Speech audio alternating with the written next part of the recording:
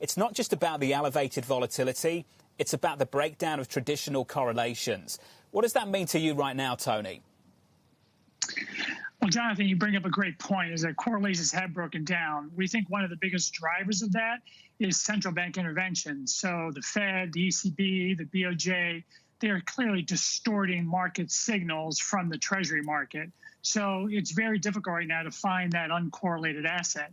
So what it means to us for investors is that you have to go kind of one step back, and you have to look at diversification as really being your primary kind of protective strategy within a portfolio.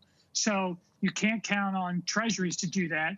You're not going to find a diversified portfolio with a negative correlation to equities the way treasuries do, but you can find a portfolio that replaces treasuries with much higher income than what treasuries provide, obviously, still have decent liquidity, and have a lower correlation to equities, not as bad, as low as treasuries, but we think that that is the approach. It's de-risk to the point where you are comfortable with the volatility we're expecting, but have a diversified portfolio to try to hedge a little bit of that equity risk in your portfolio.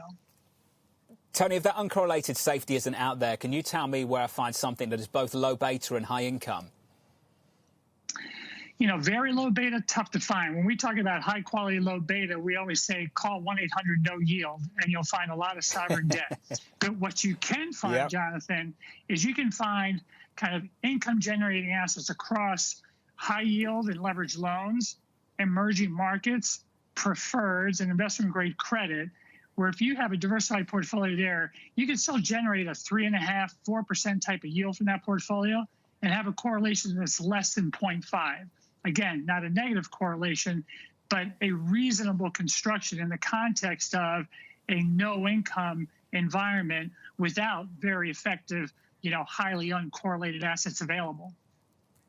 Tony, in a really choppy time such as this one, and with the prospect of forced de-risking, I am thinking about what is the biggest consensus trade out there. And if we really think about the biggest consensus trade out there, for me at least, from the conversations I have, and it's anecdotal, I know, it's got to be the follow the Fed strategy.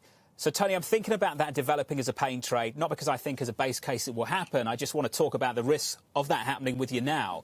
Tony, what's the biggest threat? What's the vulnerability around the follow the Fed strategy, which takes you into credit and the pockets of fixed income where the Fed's a buyer? So we think that the biggest risk in that strategy is if you take it too far. So when we talk about credit markets, we talk about approaching it in the mid-quality segment. Low quality investment grade, kind of mid to upper quality below investment grade. If you take follow the Fed and think that that is a way to justify investments in the very lowest quality segments of the market or in the most COVID affected sectors of the market, travel, leisure, et cetera, that's when we think you can get in trouble with follow the Fed. But if you do it in the context of avoiding what they're actually buying, because they've made treasuries much too rich, and not taking it too far into the lowest quality segments of the market, that's where we think it's an appropriate strategy to follow the Fed.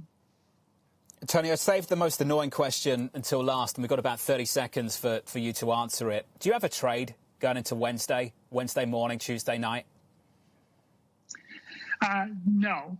It's impossible, we think, to really have a trade around the election outcome, especially because we think it'll be unlikely to have a result Tuesday night, possibly by Wednesday morning.